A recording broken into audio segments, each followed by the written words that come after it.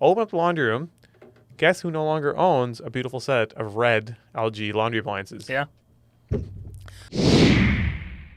Yeah, so tell me, I think I know a little bit about this first property, but tell me about your first property. Yeah, I think I touched on it a bit. I think we have a picture of it here. It's a ultra ugly home.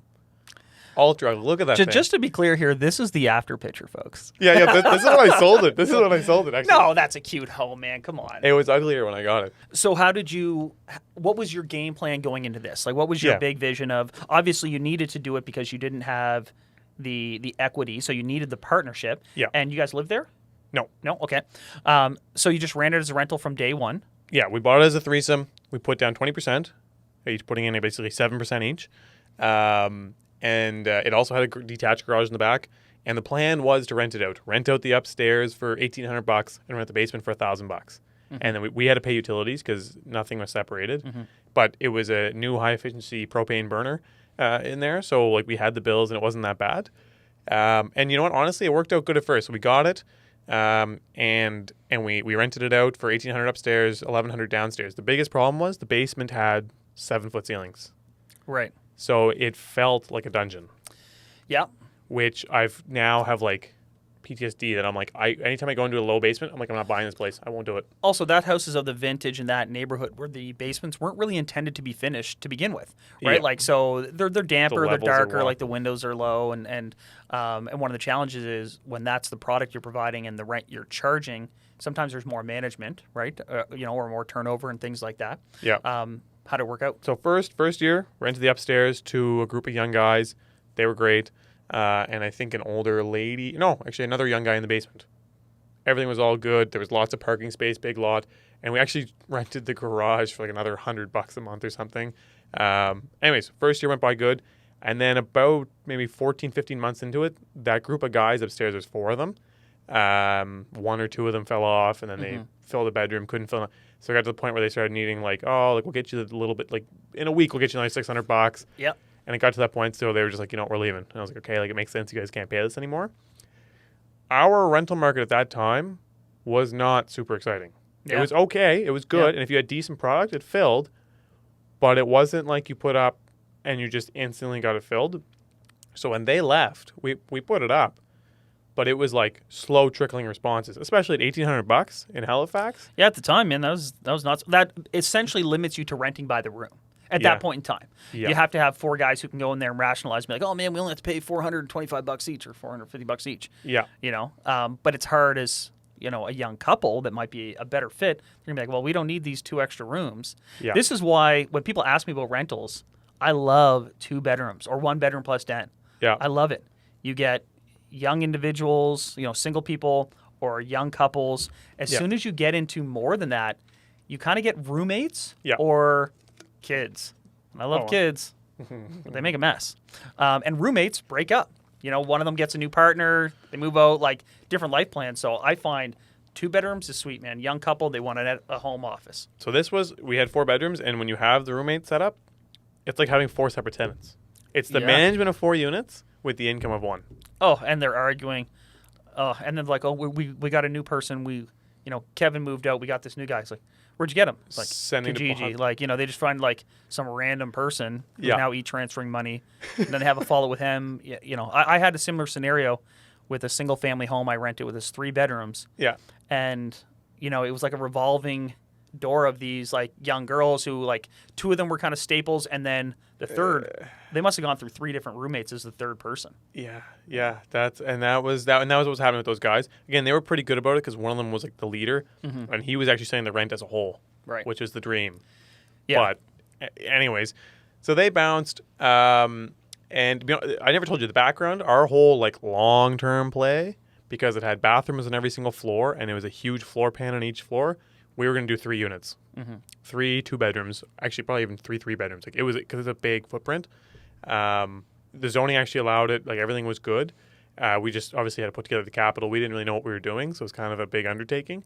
But anyway, so those guys moved out, and then I went to go re-rent it, put it up, did showings, but the house was rough. It had been beat even harder by the new tenants that we had.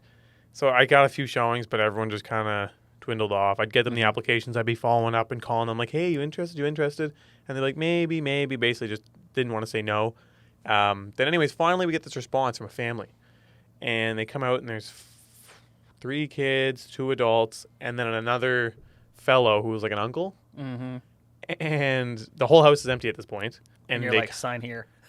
Pretty much. And they came in and they were all like hot and horny for it. Like they came in, they're like, oh, this is perfect because the family's going to live upstairs. The uncle's going to live in the basement. We'll pay the utilities. We'll just take the whole house. And they were willing to pay, I think, $1,800 for the whole house. And I was like, you know what? If you're paying utilities, done. Because we were averaging about $800 a month once we boiled in all the utilities. Okay. So I was like, it's pretty much the same thing. Less management, et cetera, et cetera. So, and they came, the guy said, oh, I'm handy. I'm going to fix. And you think, oh, I don't have to worry about the dynamic of like downstairs not liking upstairs because they're, driveway, no messing around with the driveway and who's clearing what and whatever. They said they're going to do all this work to the house. I feel like this isn't going to end well, and I love it. Oh yeah, they were they made me feel so good. They're like, oh yeah, we got this. We'll give you post-date checks. Everything's great. They did an application, but I was just so tired of going through the process. And I was living in Dartmouth, I think, or somewhere else. So every time I was driving all the way across down to Halifax, I'd do these stupid showings, which half the people don't show up for. Yeah. So I was basically, all right, cool. Sign here. Give me the deposit check. Give me the rent checks. Let's do this thing. So did that. And then like, can we move in early? Yeah, no worries. Give me the checks. I'll give you the keys.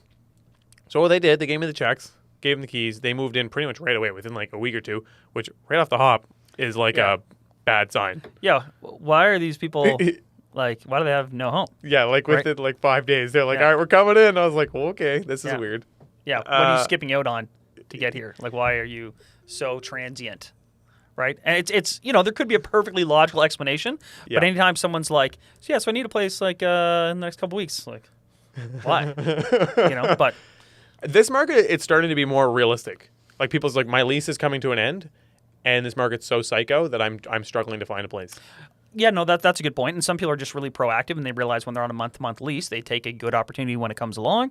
Yeah. And some people, I've even had folks be like, well, I'll happily carry the 2 units for 1 month while I move over, and so on and so forth. I want the layover.